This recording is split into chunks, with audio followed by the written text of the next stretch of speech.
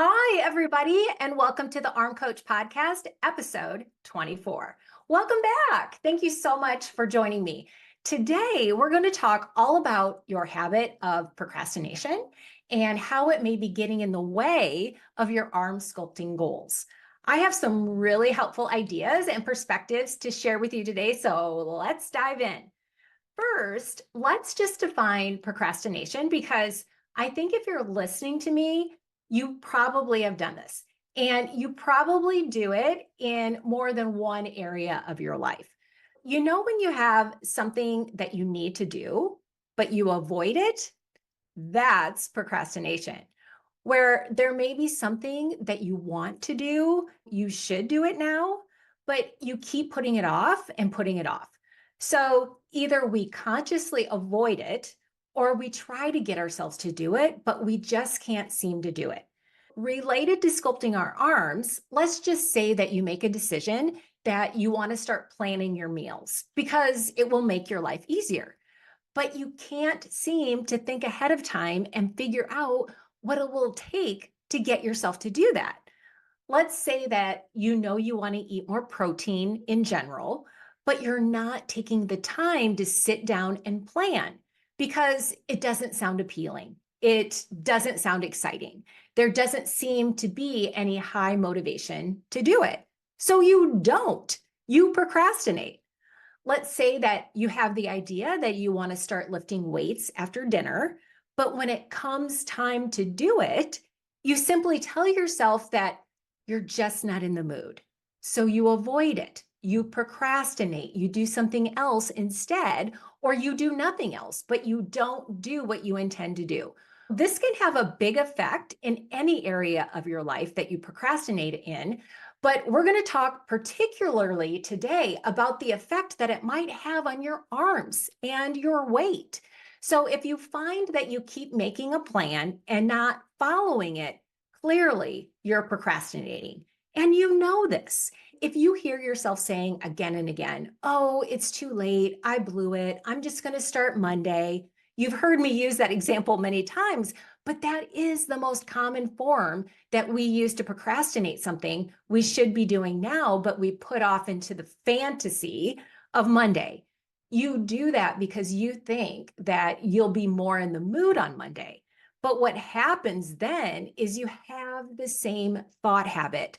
So when Monday comes, you're still going to have the same thought of, now's not the time. I'm not quite ready. I'll just do it next Monday. Until you begin to hear yourself and it feels so uncomfortable that you want to do something else instead. In order to make a change in how you exercise and eat and how you take care of it yourself, you need to create a plan. But even doing the plan takes time and action and effort and a commitment. And you may find that it seems like there are 100 other more appealing things to do than plan workouts, plan your food, and make a shopping list and cut up veggies in the moment. You may rebel and put off looking at your calendar to see what's coming up for you for the week. And instead, just decide to go with the flow and be cozy and watch TV until late into the evening. And then the week rises up to meet you and you're not ready. The pleasure that you get from watching TV or just chilling or playing on the computer, the pleasure you get from doing those things right now, it seems that it's bigger than the pleasure that you will get in a few days.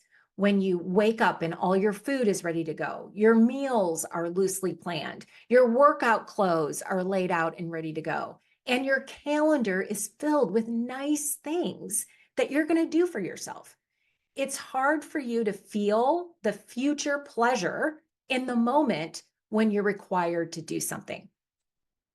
So there's also feelings that come to us that we create when we procrastinate.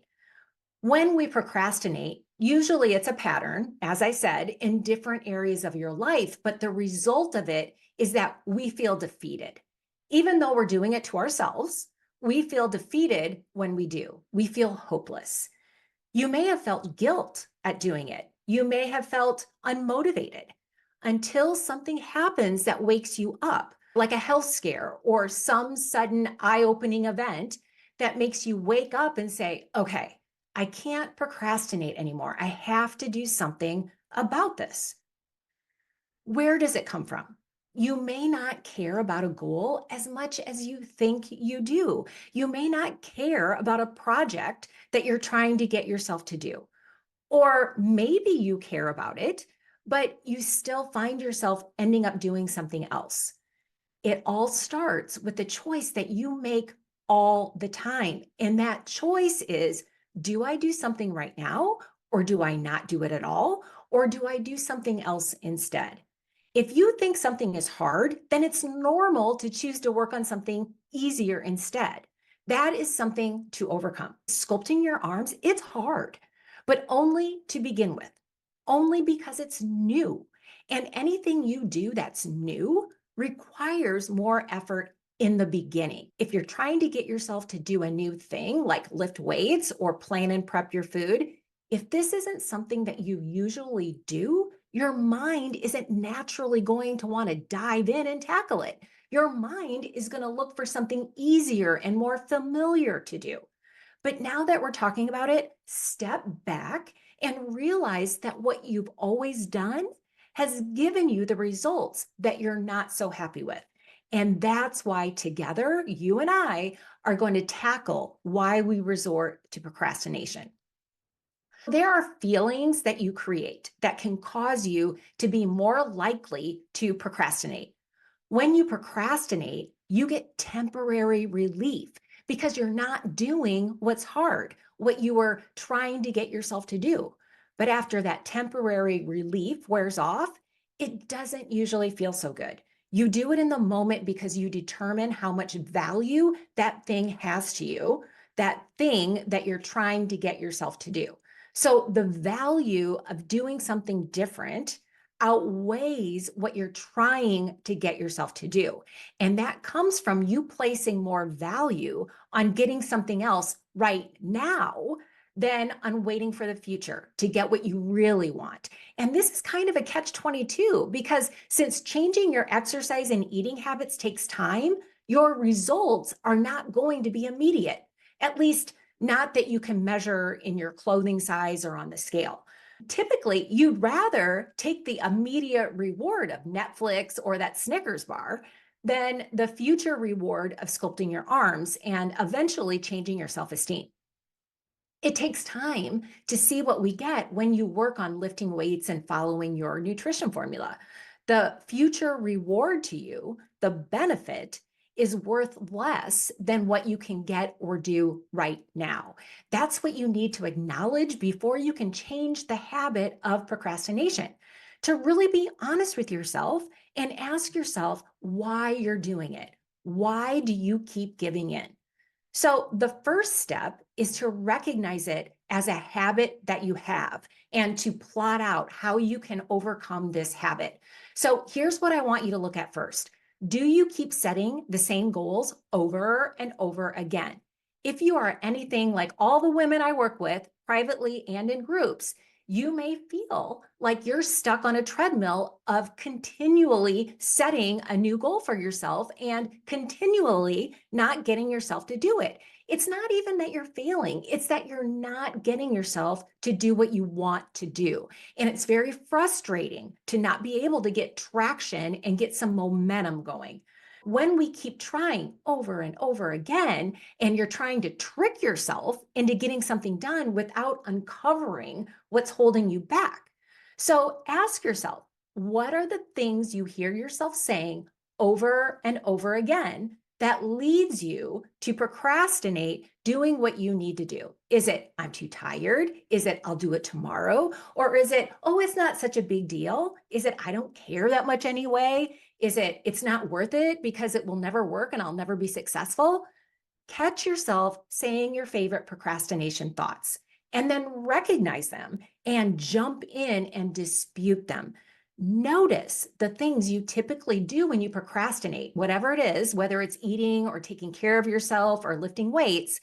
Start to notice the things that you do when you need to make exercise or eating changes, and let those things be like a wake-up call. If you typically surf the internet or go deep on Facebook, or you suddenly have this overwhelming desire to get on the floor and play with your dogs, or suddenly go through every email that comes in the mail to you, these are like little signals that you are heading into your procrastination habit. I want you to catch yourself doing them and not be upset and not be angry at yourself. That's the first step, right? Is just catching yourself non-judgmentally and pausing and seeing that it's just a habit. Whatever you do to avoid doing what you really want to do is a habit. That habit comes from the thoughts that you think over and over again.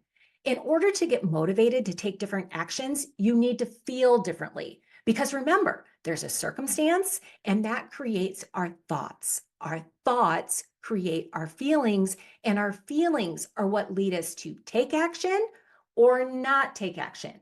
So if you are continually taking action that smacks of procrastination, I want you to look at what the feeling is you have right before you either decide not to do something or try to do an avoidance activity instead of what you know you should be doing. And then ask yourself, what feeling do you need to do? Do you need to feel to do it? Especially if it's something different than you're used to doing. One of my coaches always tells me, it will only be this hard once. Whenever I'm getting myself to do something new and I'm rebelling against it and I want to procrastinate and I suddenly think of all the drawers and closets in my house that I suddenly need to clean out, and I'm doing that because it feels hard. So it's hard because it's new, but hard isn't bad. We're so used to thinking if something is hard, it should be avoided at all costs. Hard just means something that you don't know yet.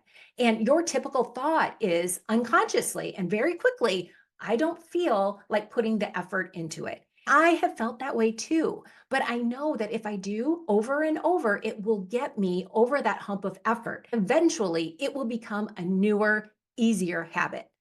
There's a lot of things that you can do to overcome your procrastination. The first one is going to be what we just talked about, and that's recognizing it.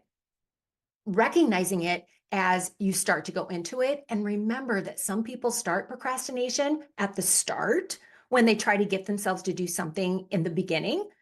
Maybe you procrastinate in sticking to something in the middle and getting over that challenging middle.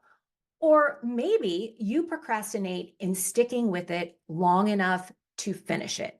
Also, you may read about doing something, you may think about doing something, you get yourself excited, but you're not actually doing it. And sometimes you may kid yourself and feel like you're putting a lot of effort into something just because you're thinking about it, but you're still not doing it. Uncover your procrastination habit, and then let's look at concrete ways that you can get yourself out of it. Number one, look at what you want to do. Look at your really big picture goal. Okay. Your big picture goal is not to sculpt your arms. Your big picture goal is to figure out why you don't lift weights and you overeat in the first place and stop. And the result of that will be that you can sculpt your arms to be beautiful and sexy. The big picture goal is one thing, and then there's a short-term goal. And the short-term goal may be for you that you need to be aware at the next meal and truly pay attention to your hunger when you start and when you stop eating. Another way to overcome procrastination, the procrastination habit, is to tell other people what you're trying to do. Make it public. Acknowledge that you're struggling with something. And even if you don't ask for help, let people know what you're doing so that you're not hiding behind the procrastination habit and really getting nowhere and beating yourself up. Okay. Another option, of course, is to get help. And that's exactly what I do with people, is help them see what they're not able to see for themselves. When you're trying to achieve a goal like this goal, like stopping your procrastination, don't make it all work. Make your life a mix of work and play. Do some work on the goal. Find ways to make it fun. Try to give yourself rewards for getting tiny little steps done that you didn't do before. This works for some people. It might not appeal to you, but you can track what you're doing. You can track how often you get yourself to do what you want to do. That way, you can also see when you don't and when you backslide. What's happening, right? What was the reason? Learn from it. Remember the expression failing forward, where you may fall down, but you're going to learn from it. Look at your calendar, okay? Put your steps into a calendar and prioritize it. If you are last on the list in everything you do every day, then taking steps to change anything in your life, they're going to be last on the list too. Last on the list gets the least of your energy, the least of your focus, the least of your intelligence. In other words, it's not going to happen. So making it a priority, literally do that. Then if you fall down, and you definitely will fall down. I want you not to generalize. I want you to simply look at it as this is one of those instances where I made this effort and I wasn't able to complete it as well as I liked. But I'm going to pick myself back up and keep going and go back to figuring out what you could learn from it. But don't generalize. Don't do that to yourself, where you might say, it's just not meant to be for me. See, I failed and I just can't do it. You know our motto. If anyone in the world can do this, you can too. Procrastination is a huge subject. We're going to come back to it several times, but I want to give you a challenge. I want you to take a look at what you're trying to do and pick the tiniest little thing out and that you'd like to take a step forward on that you haven't been able to get yourself to do. And I want you to set yourself up for success. Visualize how you're going to do it. Think about what obstacles will come up for you and do it. You've got this. Okay, so that's it for now. And I'll see you all next week.